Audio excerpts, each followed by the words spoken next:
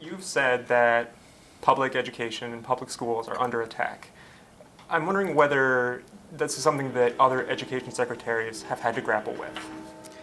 You know, I've been in education, about 25 years, not including the time I was in higher ed as a student.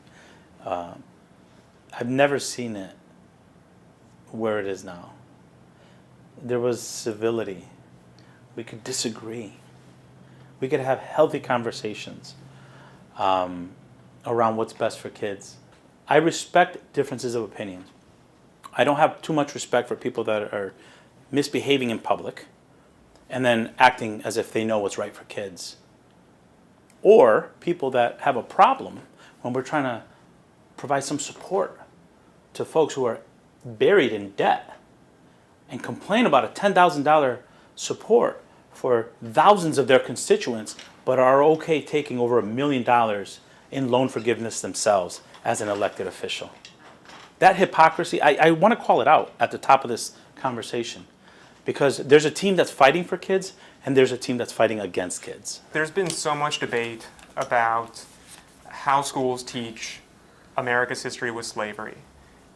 Big picture, what is the lesson that students need to learn about those chapters in America's history? Yeah. It was a very ugly chapter in our country's history. Something that, as a country, we should be ashamed of. Something that, when slavery ended, it didn't end the belief in some that the African Americans here were inferior. There were some that still carried that. And that through a series of improvements in law, the situation got better.